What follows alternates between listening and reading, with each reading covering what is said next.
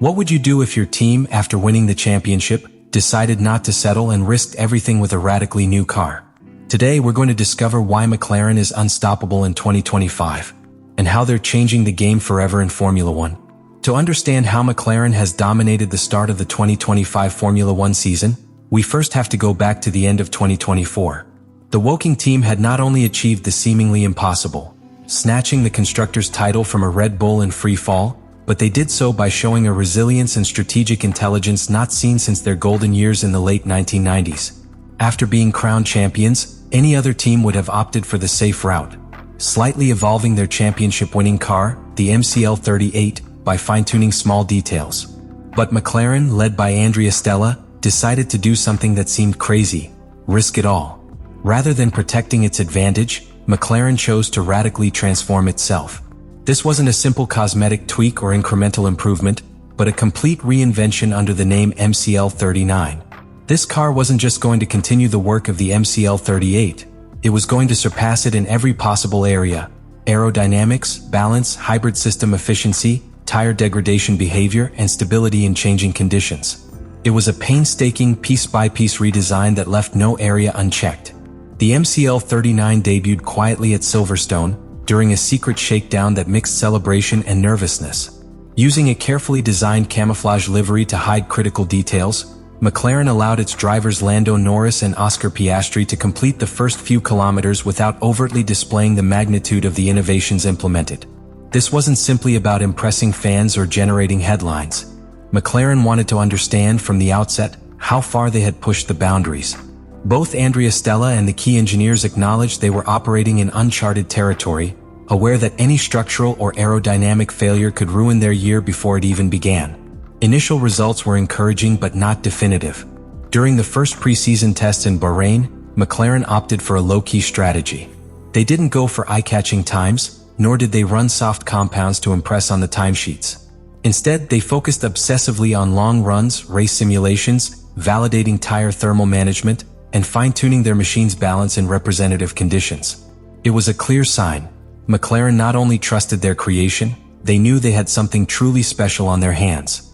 Despite this discretion, the most attentive experts detected the first clues of the MCL39's hidden power. The car performed serenely on long stints, showing no signs of abnormal tire degradation, a technical challenge that in 2024 had doomed many teams even on their best weekends. The car's dynamic balance, its stability under braking, its precision in changes of direction, everything suggested that McLaren had achieved something extremely rare in Formula One: building a car that was both fast and docile and consistent. Lando Norris, with his meticulous and cerebral style, and Oscar Piastri, with his cool execution worthy of a veteran despite his youth, took advantage of the MCL39's strengths from the outset. The car wasn't just an aggressive evolution, it was a statement of intent. In 2025, McLaren wasn't going to be just another contender. It wanted to become a dynasty. And with every wheel turn, every race simulation, every small adjustment in the paddock, the team showed that its ambition knew no bounds. This wasn't a story of complacency. It was the beginning of a new era forged by calculated risk, uncompromising technical innovation, and the relentless pursuit of perfection that, in Formula One, marks the difference between the good and the legendary. When the checkered flag fell in Melbourne, it was clear to everyone that McLaren wasn't just a fast team. It was a dominant force. But its dominance isn't explained solely in terms of top speed or qualifying times. It goes much further. The true heart of its supremacy lies in its unparalleled control over one of the most delicate aspects of modern Formula One: the thermal and structural management of tires. From the first Australian Grand Prix, through the tricky, cold Shanghai circuit in China, to the extreme conditions of Suzuka, the pattern was repeated. While its rivals battled early degradation, temperature fluctuations, and progressive loss of grip, McLaren seemed to operate in another dimension. Its MCL39 treated its tires not as an enemy to be controlled, but as an ally that extended its advantage as the races progressed. McLaren's engineers, led in the race by Will Joseph and Tom Stallard, had worked meticulously to create a car that not only generated significant downforce, but also did so in a progressive and harmonious manner. This meant that rather than overloading the rear tires during traction or high-speed corners, the MCL39 distributed energy more evenly through its chassis and suspension. This technical finesse allowed its drivers to maintain tire integrity for longer, achieving sustained and overwhelming race pace. This advantage translated into gaps of between 2 and 6 tenths per lap over their direct competitors in long stint conditions.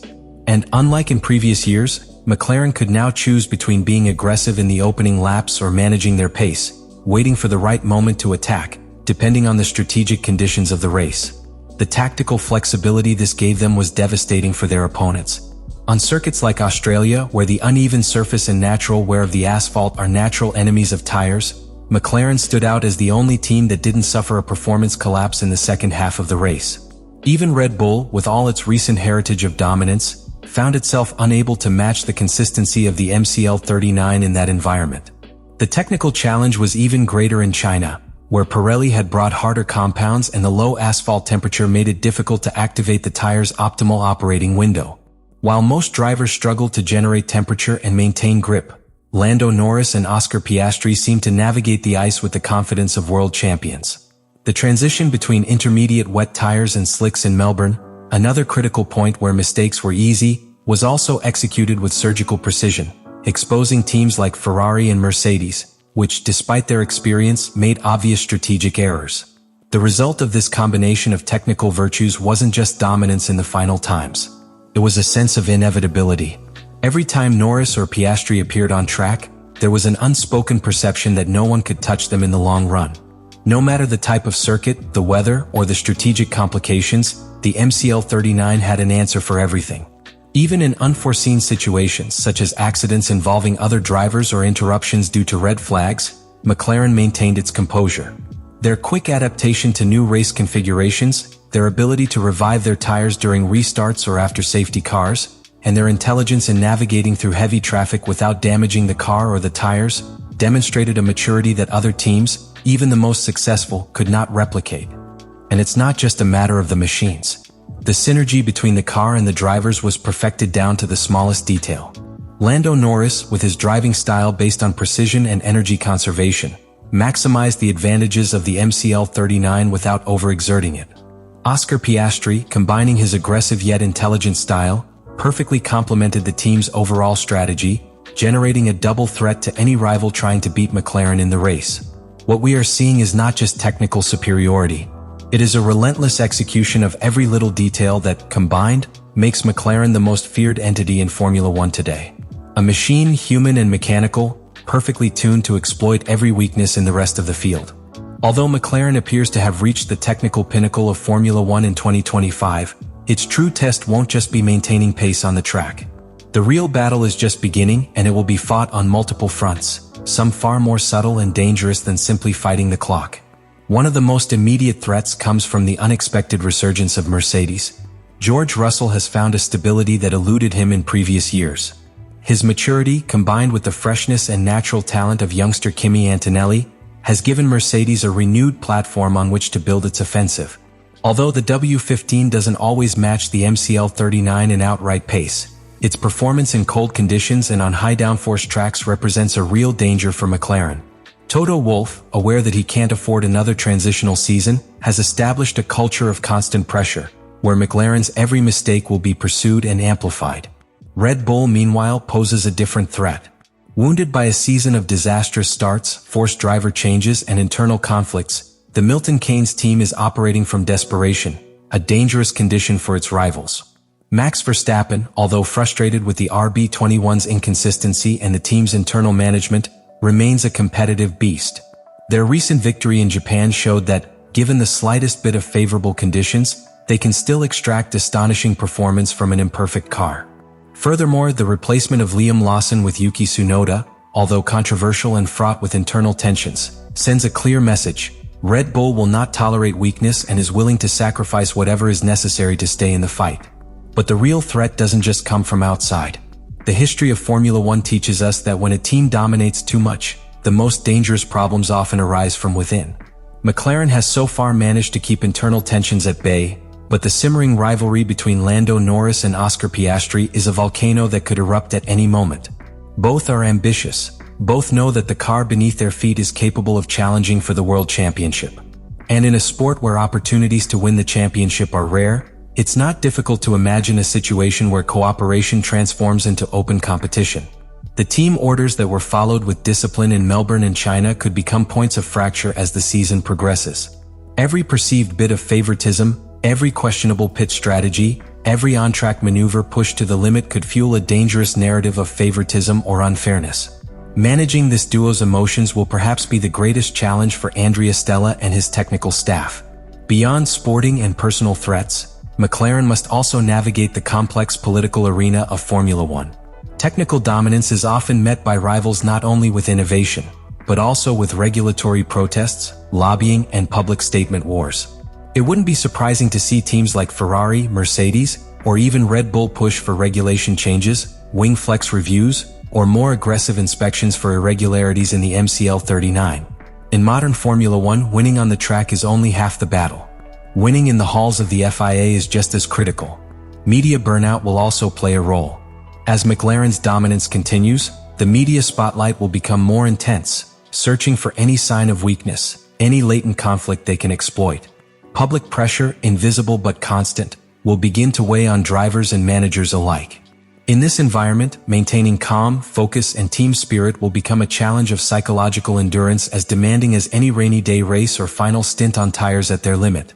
The history of Formula One is littered with grand projects that seemed unstoppable and fell apart not for lack of talent or speed, but because of internal fractures, lost political battles, or ego wars.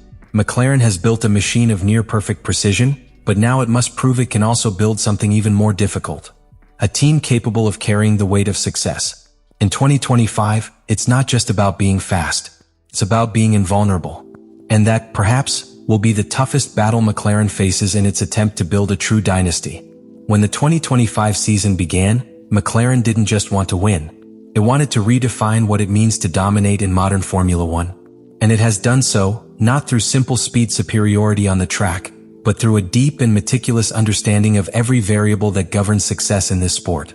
The combination of its technical innovation, its precise strategic management, and the impeccable execution of its drivers has created a level of performance that few teams in recent history have managed to achieve. But what truly sets McLaren apart this year isn't just its car, or even its current performance. It's its mentality.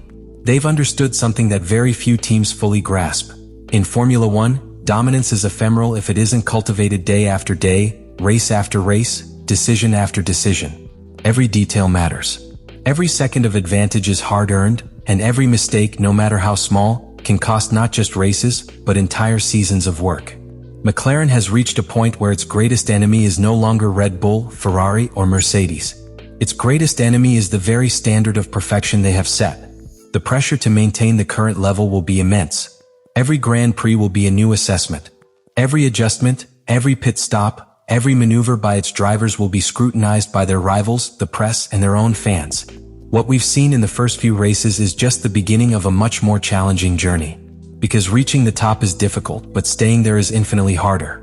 The history of Formula One reminds us that even the greatest dynasties have fallen, often not because of an external enemy, but because of an internal erosion that began as a small crack invisible to the naked eye.